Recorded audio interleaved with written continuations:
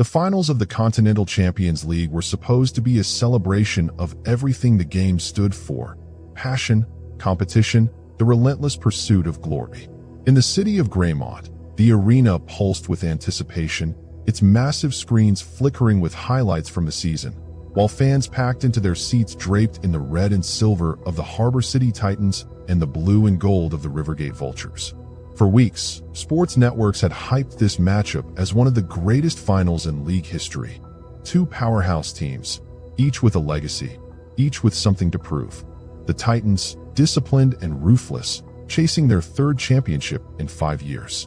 The Vultures, scrappy underdogs who had clawed their way past giants to earn a shot at immortality. But beneath the surface, long before the ball was tossed into the air, the whispers had already started.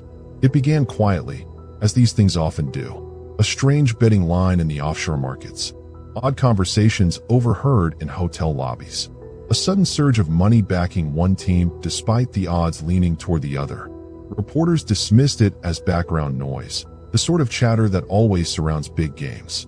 Yet in the locker rooms and back hallways of the arena, the atmosphere carried a different weight, an invisible heaviness that players and coaches couldn't quite name.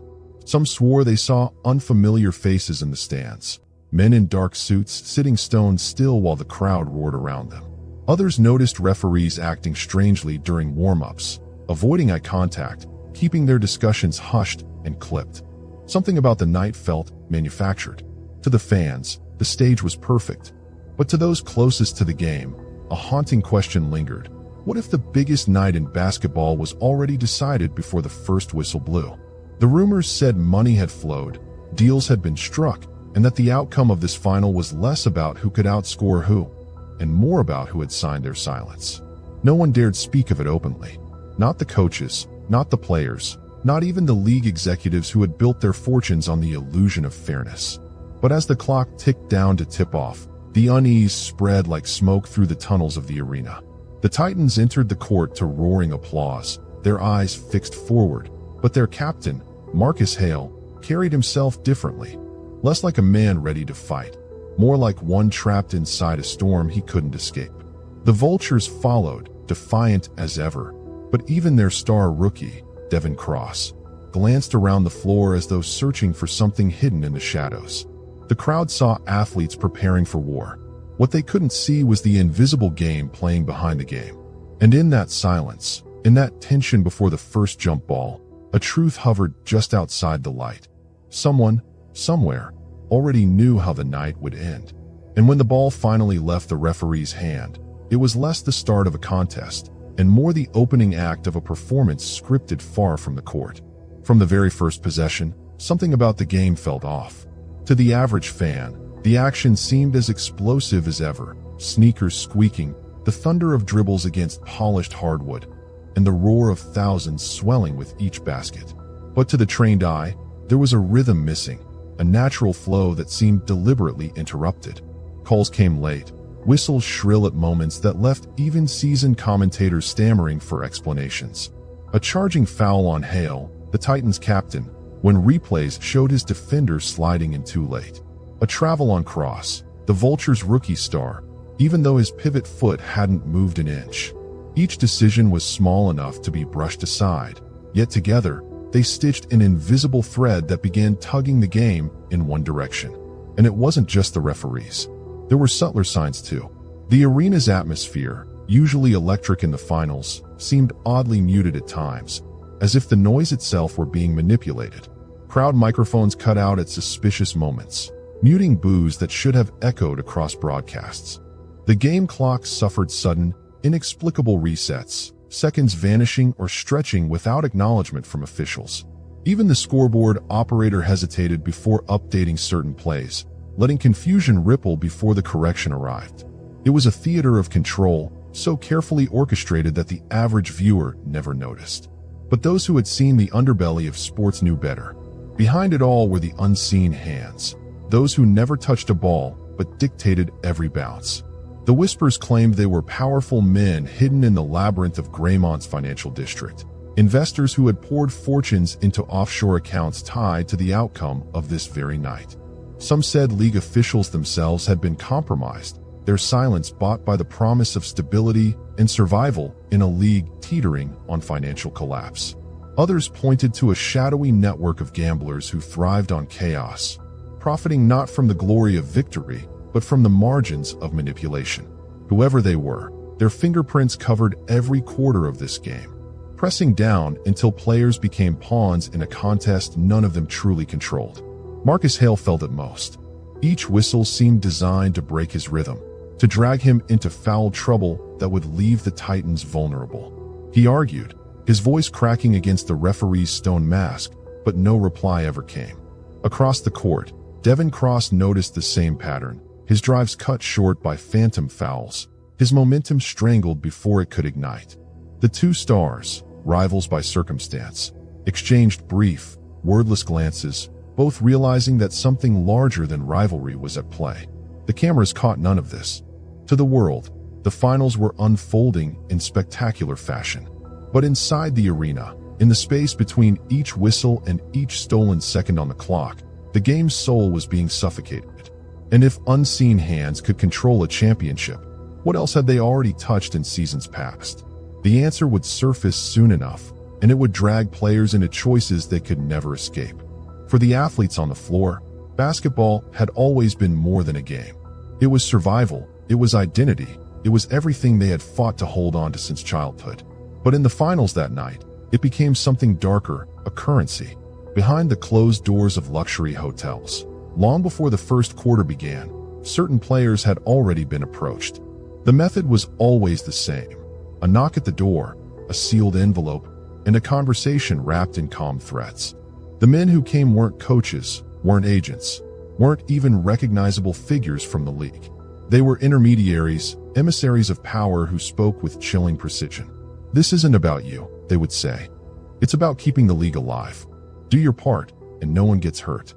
Some players took the deal, their silence purchased with cash that dwarfed their salaries. Others agreed out of fear, knowing what refusal could cost them. A missed shot here, a careless turnover there. The smallest shift in performance was all it took. But not every player bent. Marcus Hale, for one, had sworn loyalty to the game's integrity. Yet even he felt the pressure mounting when strange phone calls reached his family in Harbor City, or when his younger brother's car was found vandalized outside a practice facility. The message was clear: resistance had consequences. Devin Cross, the rookie, faced a different kind of trap. Barely 20, he had grown up idolizing the league, believing in the purity of competition. But as he prepared for the biggest night of his life, an envelope had appeared in his locker. No note, no explanation, just stacks of untraceable bills wrapped tight. He told himself he would ignore it, that he would play with pride. But on the court, the weight of that money pressed against his conscience with every dribble. Was he playing for his team, or was he now part of the performance scripted by men he would never meet? What made it worse was the silence. No player spoke of it openly, not even to each other. The fear was too great, the risk of exposure too high. The league had eyes everywhere, or so it seemed. And so the game unfolded with unspoken deals hanging heavy in the air. A star forward intentionally missed free throws that clanged off the rim like hollow confessions. A point guard fumbled passes that looked almost rehearsed. Each mistake blended seamlessly into the chaos of a high-stakes match, invisible to fans but glaringly obvious to those who knew what to look for. And through it all, the crowd kept cheering, unaware that the men they adored were being pulled by invisible strings. The players weren't just fighting each other anymore. They were fighting for scraps of integrity, for pieces of themselves that hadn't yet been bought. The finals had become a silent negotiation, loyalty to the game versus loyalty to survival. But silence has a breaking point. And as the game neared its final stretch, that point was coming fast. Someone would snap. Someone would refuse. And the night would descend into chaos unlike anything the league had ever seen. The fourth quarter arrived like a storm.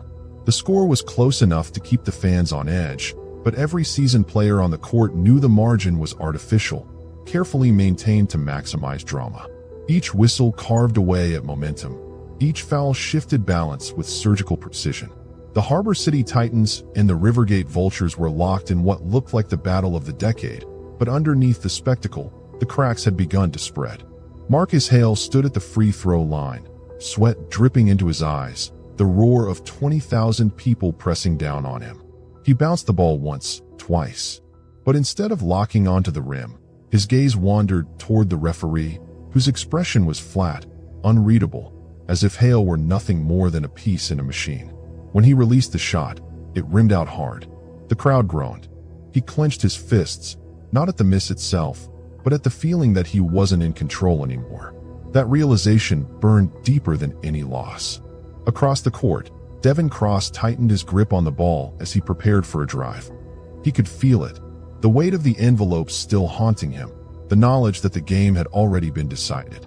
And yet, something inside him rebelled. When he cut to the basket and powered through two defenders, slamming the ball through the hoop, the energy inside the arena shifted. For the first time all night, the crowd felt a surge of authenticity, something raw that wasn't scripted. Cross's scream echoed through the rafters, and even Hale, his rival, felt a flicker of pride in that defiance. The referee scrambled to regain control, calling a technical on Cross for hanging on the rim. But the damage was done. The illusion was cracking.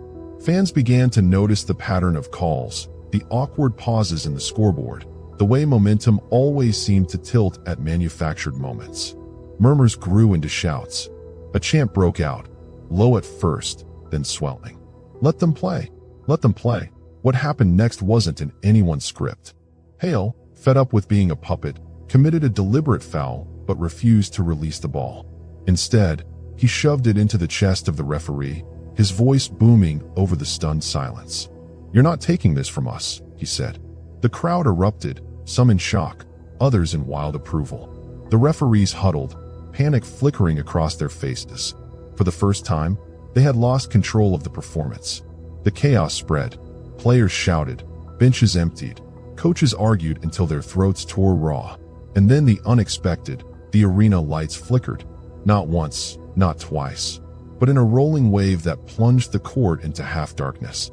Gasps rose from the stands as the scoreboard froze mid-update, the numbers locked in a meaningless stalemate. In that eerie dimness, with 20,000 voices shouting and shadows dancing across the court, the truth was undeniable. The finals had collapsed into something no one could contain. The manipulation was no longer invisible. It was exposed, naked under the trembling lights of Graymont Arena. But the true cost of that exposure, who would rise, who would fall, and who would vanish into the shadows, was still to come. The final buzzer sounded, but no one seemed to notice. The score remained frozen on the overhead screen, a meaningless tie that told none of the story. Fans surged forward in confusion, their cheers twisting into angry cries. Security tried to hold the line, but the chaos spilled into the aisles, a wave of outrage fueled by the sense that something sacred had been stolen. The championship trophy, gleaming on its pedestal at the corner of the court, sat untouched, forgotten, a symbol stripped of meaning. Marcus Hale sat on the bench, staring at the floorboards. He knew the truth would never be officially acknowledged.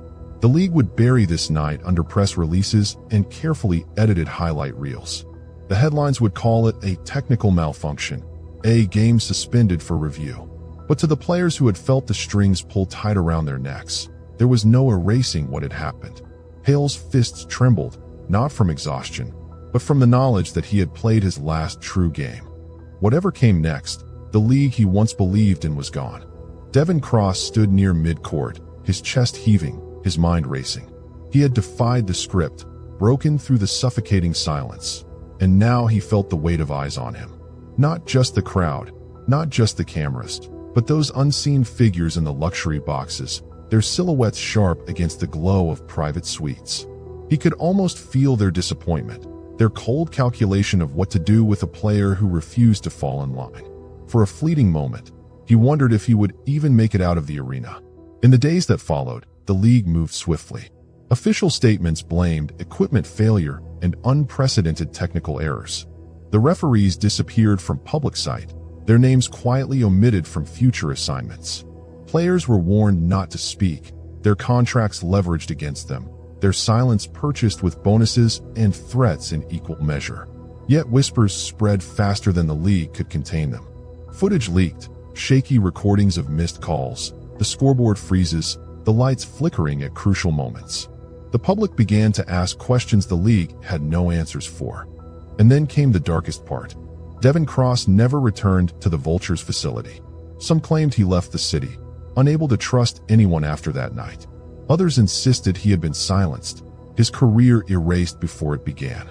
No one ever found the truth, but his name became a ghost story told in hushed tones across practice courts and locker rooms.